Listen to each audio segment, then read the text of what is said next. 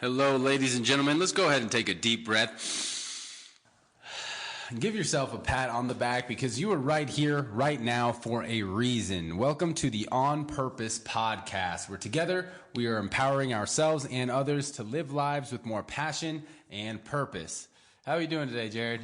We're doing great, Ali. If you guys can notice, he does have some food on the table, but it is after sundown, so he's allowed to eat. So we thought we'd mix it up and do one a little later tonight to take advantage of the Ramadan feasting window and get Ali at full strength. So how you feeling, my friend? Oh, like a new person. It was a long day. Had a little kickboxing over here with my guy Alex. It was my last round of the night. And it's getting coached up by Jared today. And those evenings are typically the toughest when it's a hard workout leading up to that, but overcame it, had a great meal, feeling good. And you're getting close to the end. Yeah, one more week? Exactly one more week. So next Tuesday will be, next Tuesday will be the last day, and then Wednesday, back to normal. Nice. So we want to thank everybody that's been sending in their homework, commenting on Instagram, Facebook, or in person. We are truly blown away and humbled by the response we're getting and the impact you're allowing us to have in your lives. And that is not something we take for granted or lightly, and we will continue to evolve and grow alongside of you, and we thank you for allowing us to do that. Yeah, this growth together is awesome. It's really awesome, and I'm really excited to get into today's topic, which is handling fear. Everybody, even the bravest people, the most courageous people have fear. The most brave and courageous just know how to handle it better. So today we're going to talk about fears, how we handle them, and hopefully hear back from you guys feedback about how you do it as well. So, or more importantly, maybe we hear back from you on fears that are currently holding you up, but now we're going to push through them and move forward, because I think that definition of courage is one I've always really liked, and courage is not the absence of fear. It's moving forward in the face of fear, because we're always going to have fear at some point in our life, whether it's a relationship, a professional move, a career change, challenging ourselves physically. There's always going to be things that scare us. The difference between the people that are going to achieve and those that will stay where they are is they just move forward in the face of fear. Mm-hmm. Right? So I think one of the big things I would tell people is quit looking for fearless days where no fear comes, because quite honestly, if your day doesn't have anything that scares you, you're literally doing the same things you've already been good at. Yeah. Right. And you guys know I talk about that a lot on the mat, right? Like, until you get tired, you're already doing what your body was good at doing.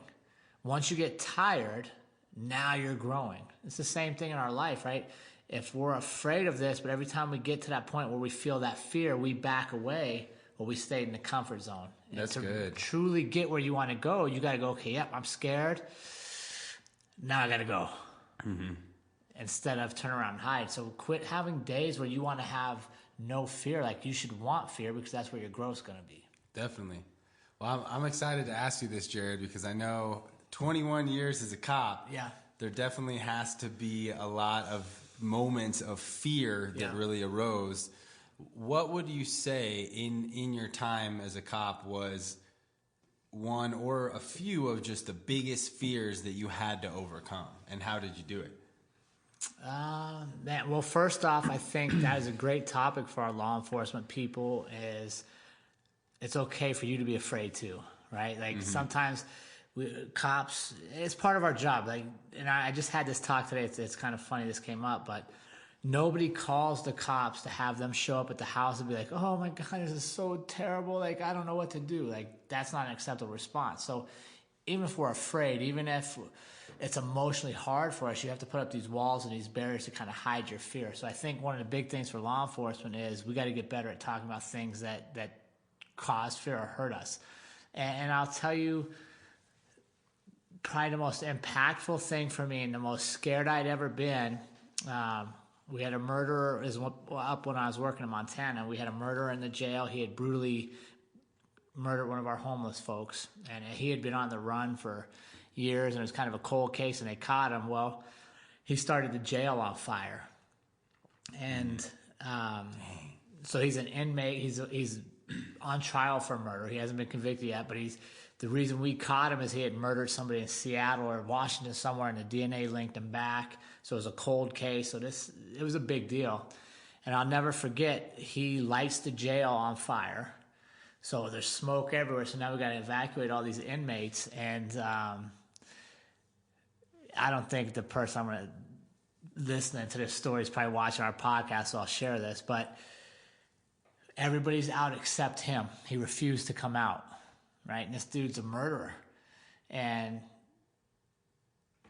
we still have an obligation to protect him, right? We can't just let him burn up, whether he's a murderer or not. Right. And he refuses to come out. So now we got to come in. Wow. And I remember looking at one of the other officers, and he flat refused to go in. Mm-hmm. And I could tell, like, fear had gotten him and put him in a place where he was panicked, right? And he couldn't act. So I remember, I'm sure I had somebody else, but I don't remember who went in with me. And I remember coming in and, like, crawling in the smoke and laying down and yelling at the kid's name was Derek. Yelling at him, like, Derek, you've got to come out. Like, this is as far as I'm going to get you. Because I knew if I went into that cell, like, he had set this whole thing up. Yeah. And so I remember that was like, ooh, this is, like, all the training I've ever done, this is the moment. And thankfully I was able to get him out. And then they interviewed him later when they were talking to him about why he started the fire and stuff. And he admitted that his intent, because he knew he was going away for life, his intent was to get an officer into his cell and kill them, because then going to prison for life, he'd have elevated status because he had murdered a police officer instead of a homeless guy. So that was probably, honestly, like, even just telling that story now, I still remember that feeling. Wow. Yeah. But what can you do? Like, I can't not go. I'm scared, but I'm not going to stop and stay out and do something I know is wrong. Do you remember what went through your head in that moment? Like, how did you handle that fear? Because I'm sure you were probably just as scared too. For sure. Because that one petrified guy, looking at him, that probably made you even more fearful of, like... No, it just made me realize, like, I can't be that guy. Right. Right, like, I have to go, and so do you, but I can't make you go. Like, and honestly, if you're that scared, you got to stay out here.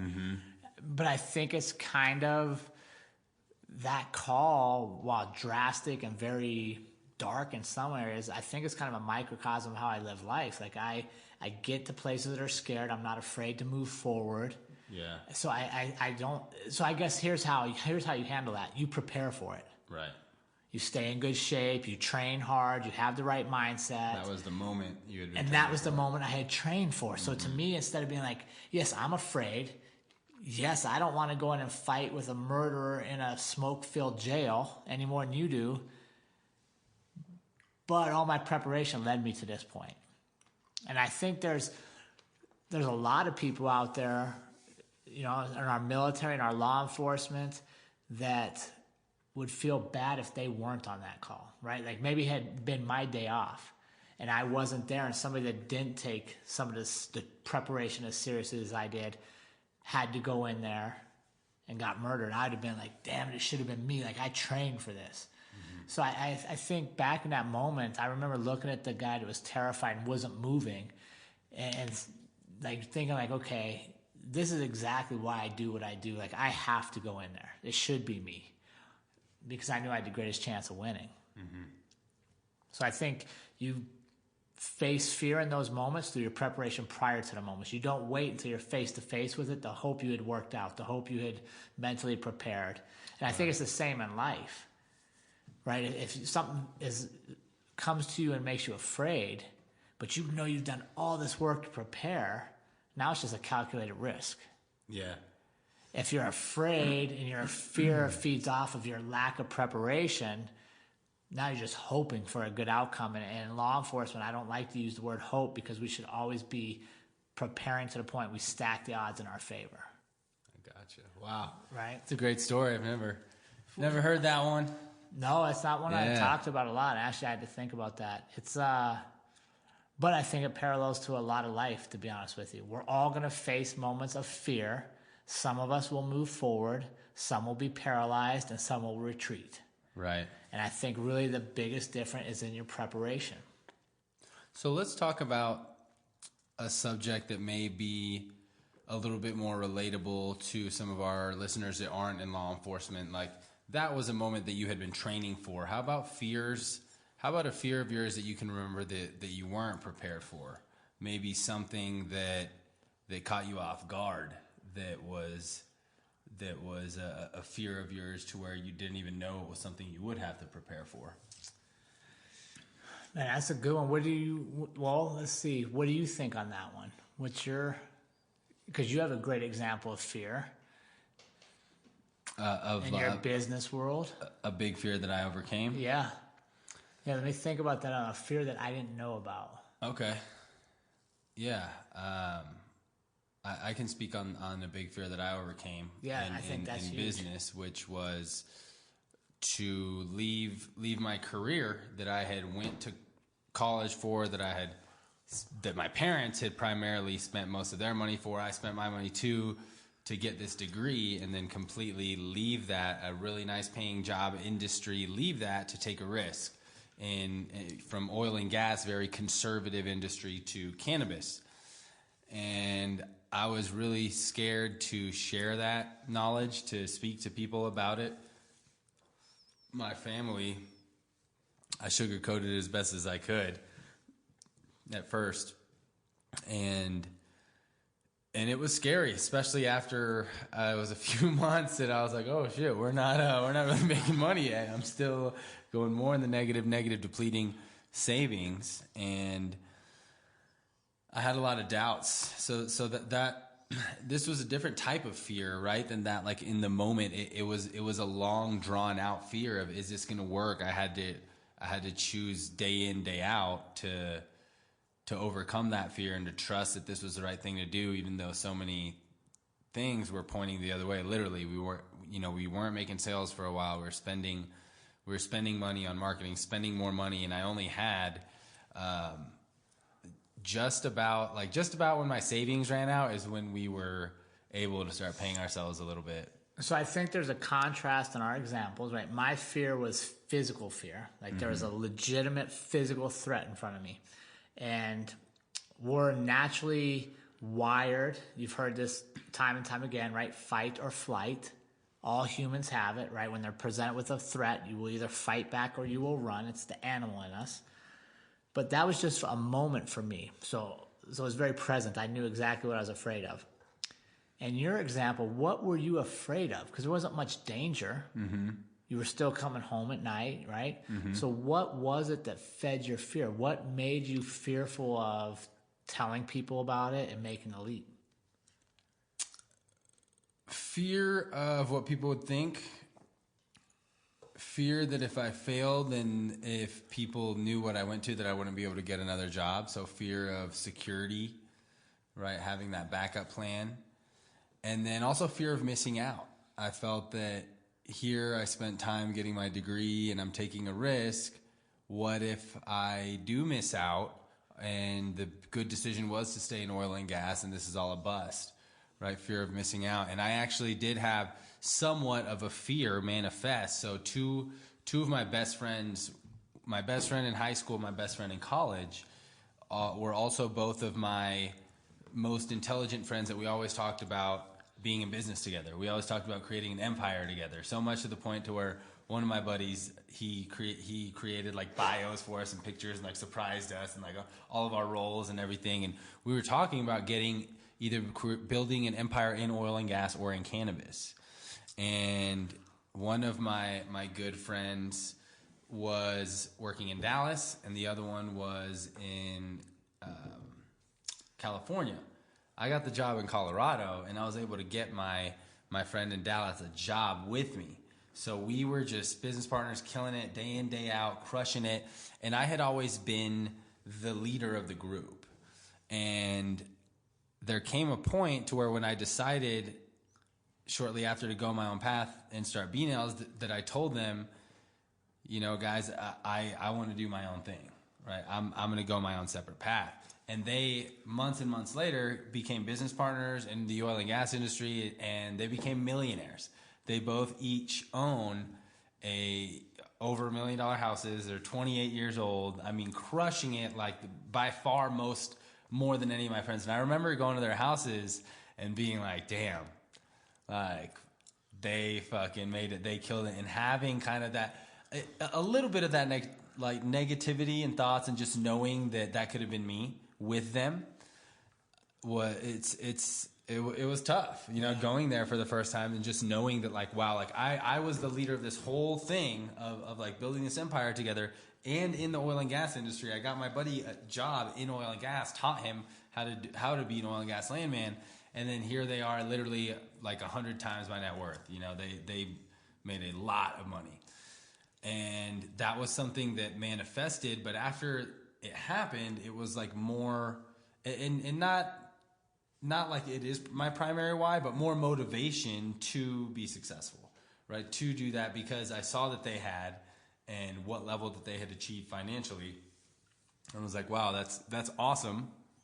But it just goes to show you that sometimes when you think about like a fear that you have, and like, okay, what if it happens? Like, what if somebody that you didn't think could achieve as much as you, like, achieve more than you? It's okay, right? The world's going to go on. So yeah, and I think that's a fear a lot of our listeners can relate to, is the fear of what other people will think, and it paralyzes them, right? I meet so many people that want to be doing other things in life, but they're so afraid of, well, what will they think? What will they say? What if I'm not good enough? What if I fail? And that's giving too much power to all the what ifs, because you don't know. What if you're great? What if you're fantastic? And yeah, so for you, it came to fruition, right? Like, you took this leap. They went on and became very successful. And now you're like, I'm still grinding at it. I'm still working at it. But it's on your terms. And there's some peace and happiness to be found in that. And it's not tied monetarily. So I think that's a great example for people on how do we face fear and we move forward. And for you, I like it because one of your worst fears was, what if they're successful and I'm not? It became real. It was more, what if I'm making the wrong decision, right? Not if they were successful and I'm not, because I knew they were going to be successful. Like, they're my best friends, smart guys. I knew they were going to be successful, but the fact is that they were in a position to where they could get financially much more successful much quicker. And to see that level of success, to go to his $1.5 million house with a badass pool and theater and everything, just be like, damn. One of my buddies bought this like special edition Range Rover with the damn cooler in the damn thing. And we all went out and they were just dropping money like crazy. And I was just like, damn, like, this is awesome, but it was more of a motivator. Good. But and I didn't feel like I was missing out, right? Yeah. But I had the fear around it. Yeah, and I think that's important, right? Because it's easy to see that and decide you need to fall back to what you used to do, instead of staying on the path of where you want to become. It's interesting to me how fear plays out, because I think on the flip side too, sometimes people will not take a chance they know they should take. They won't take a risk they know they should take. They won't actually move forward because they're afraid of being too successful, right? They're afraid of being too good at something. So I've heard that before. What does that mean exactly? Well, I think here's the best example I think of. How many times, let's say how many times have you sat in a class, and this may not happen to you because you speak up a lot, but you've known go back to your school days, you know the answer. The teacher is looking for somebody to give the answer, and you will intentionally not share the answer. I feel like I've done that. Right, and why do we do that?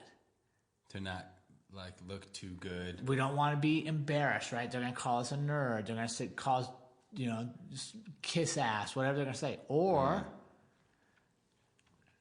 go to your work setting now. Your boss gives you a job, and you're way ahead of the deadline, but the rest of the team, maybe your peers doing a similar job, are lacking. Do you turn that in way ahead of time, or do you wait until everybody else turns it in and turn it in as a group? Right? A lot of times we'll hold it and we'll turn it in at the deadline so that everybody else catches up. And I'd argue, why is that? Why are we afraid to be successful at work? Well, a lot of times if you're the go-to employee, How do we reward that go-to employee? Give them more work, right? Meanwhile, so you're crushing it and you're a week ahead of every deadline, and I come in right on the deadline. Well, what are you doing in that extra week? You're getting new assignments, right? So sometimes I think we'll allow that fear of, man, I don't want more responsibility. I don't want more assignments, to cause us to pull back and not become our true potential. And I will tell you, for me, that was a big thing, right? That was a big part of my life as I worked, and, I would come home and stay at home. And I wasn't learning anything. I wasn't growing in any manner. I was literally like on autopilot for life. And, fighting honestly awoken that in me and rekindled my spirit of like, wait a second, I haven't been afraid of anything in a long time. I got to go out and make myself afraid of stuff. I got to get going again. Mm-hmm. And I think it was kind of subconsciously, because humans as animals, we're designed to kind of avoid fear, right? To avoid danger. And you get to a certain place in life where you have enough money, you have enough things, you have a wife, you have kids. It's easy to just kind of get in autopilot and never realize that, like, wait a second, I could have been that guy. If only I would have not taken the easy road. And I think a lot of times you slide, that fear pushes you back into the comfort zone. Mm-hmm. So what fears do you allow in your life today? Well, honestly, this was a fear. I had been bugged by friends of mine to start shooting videos and putting out talks, because I was doing a lot of talks in a law enforcement circle, but they were like, maybe once a year I was coming to their town, once a year I was coming to their agency, and they're like, dude, we love this, like, get out there. But I was afraid.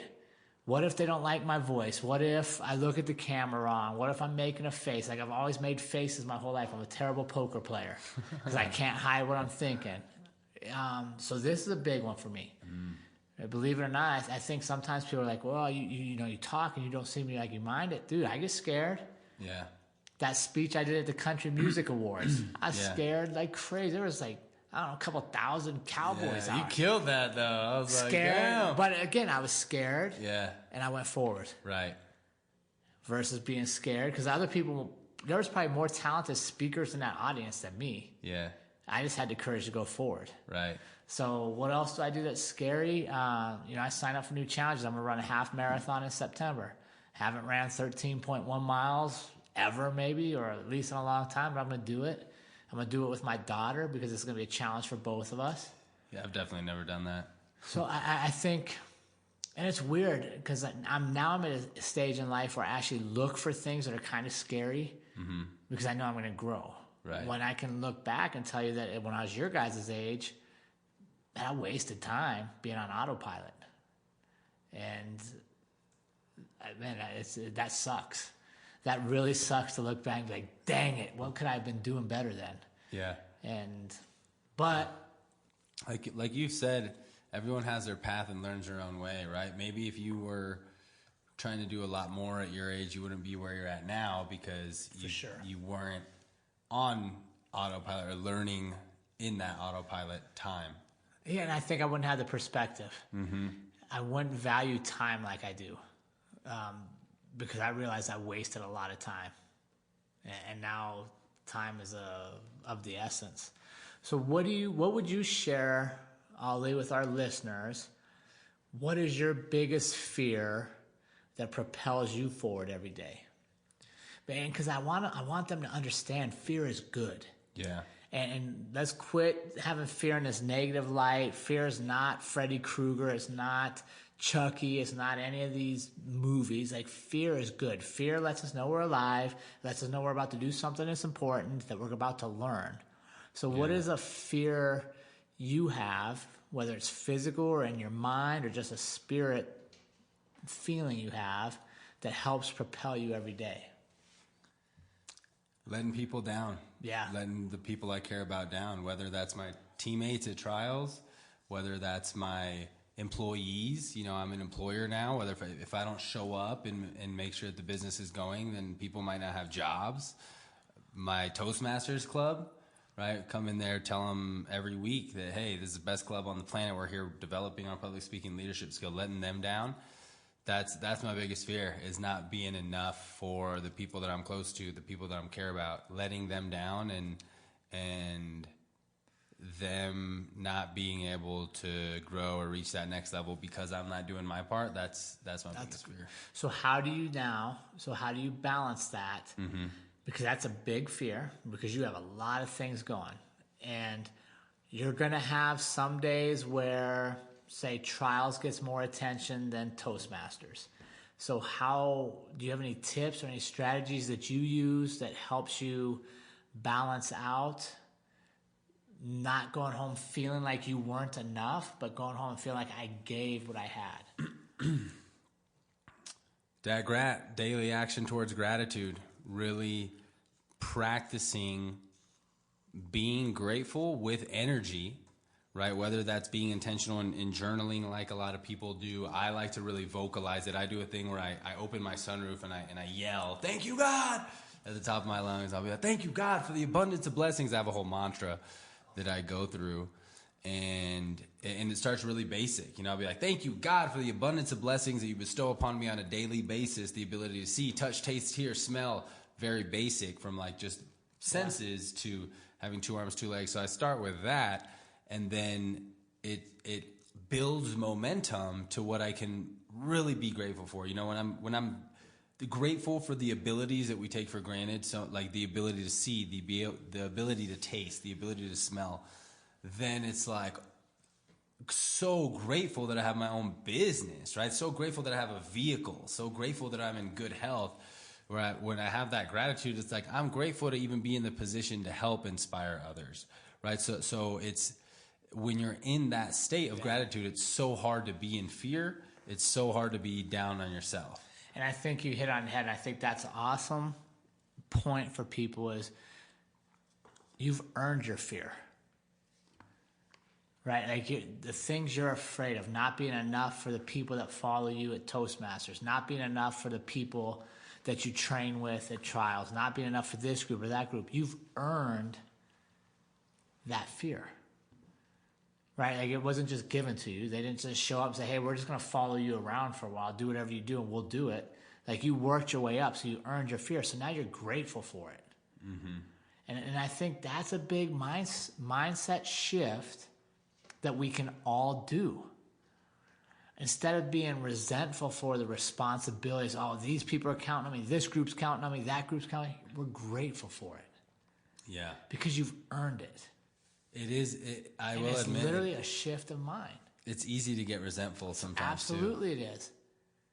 Because it takes from you. Mm-hmm. It takes your time. It takes your energy. It requires work. Heaven forbid we have to work. Right? It is work to lead people. It is work to move forward and accomplish goals. But I love that. I love being grateful for the fears. And that's exactly one of the things I do every morning is I journal, and I'm grateful for whatever I'm kind of afraid of for that day, whether I have a business meeting with somebody that scares me because they're higher up in the world than I am, whether whatever I'm doing that scares me, I want to be grateful for it because it means I've earned the opportunity to move forward to face that fear. Yeah, that's good. I don't think about it that way, about having something in my day that I fear. I think about it more as like that I'm stressing, but I think I'm going to start thinking about it as fear more, because I like the idea of moving into the fear, right? Of being courageous. I like that idea more than I'm stressed. And well, think about what is stress. Stress is usually negative on the body, right? Like it's chemical released. It's stress. A lot of people are like, "Oh, I'm stressed," and it means they don't feel like they have control over it. So I want control. So I feel fear. I feel excitement. I feel happiness. I feel gratitude. And for me, the big thing I fear, and it pushes me hard right now, it's literally why I made the change from being a policeman for 21 years to doing stuff like this, is I don't want to have regrets. I don't want anybody to... I'm afraid of people coming to me and going, "Man, you could have been so much more." Mm-hmm. Dude, that scares me. Yeah. Like, it scares me, and it's very similar to you, right? Like, if you take that, what does that mean? It means I don't want to let you down. That's literally what it means. I don't want anybody to think I could have done more with what I had. And I shared a little bit about my mom in some of the previous podcasts, and she's an amazing woman. She did amazing things with us, and I don't want her at the end of her days to ever look at me and go, man, I really wish you'd tried a little harder in life. Like, that's never going to happen. That's scary. I'm afraid of that. So I don't have a choice. I really don't feel like anymore. I don't have a choice. I have to go full speed to fear.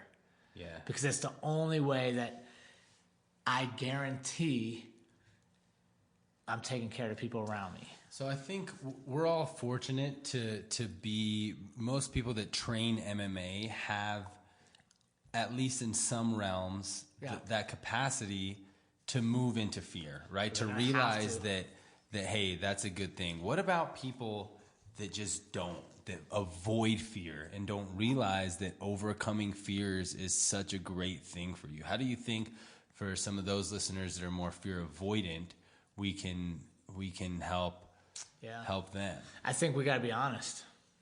And to me, when you start writing things down, it allows you to take it from an emotion that's just out in the universe and put it on paper. Now it becomes a task.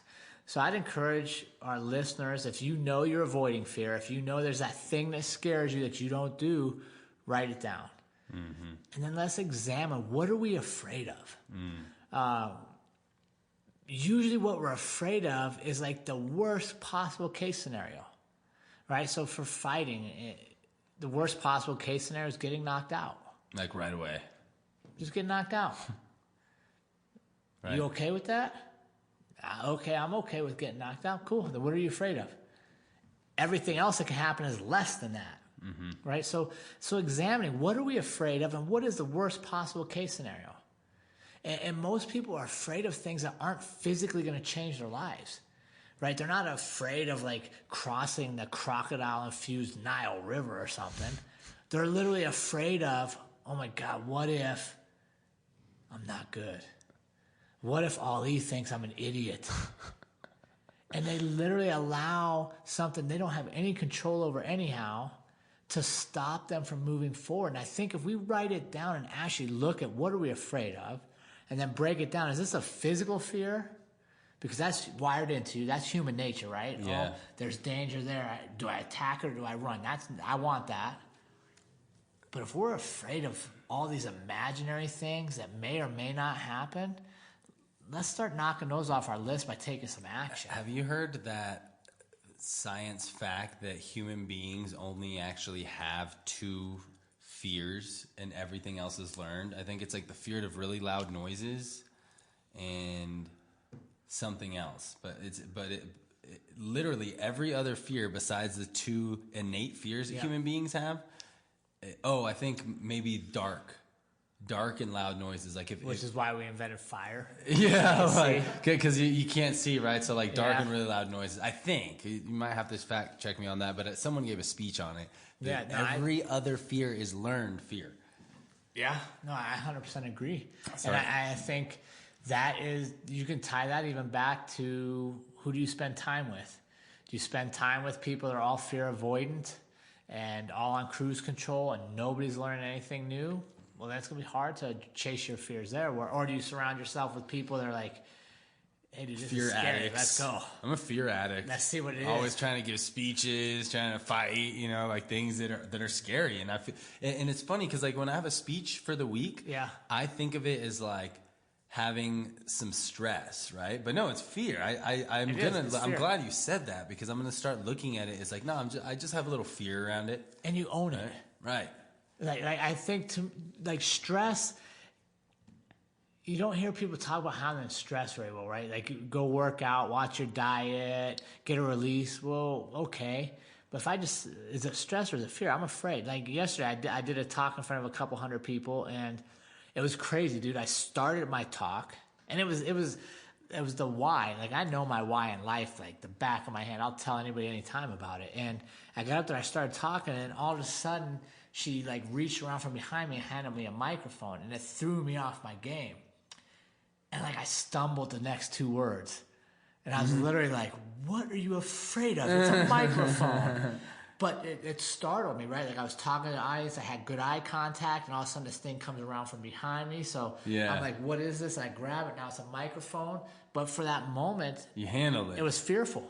I stumbled a couple words, but I didn't stop and stare and think I was an idiot. I was like, that was different. Let me fix these two words and move forward.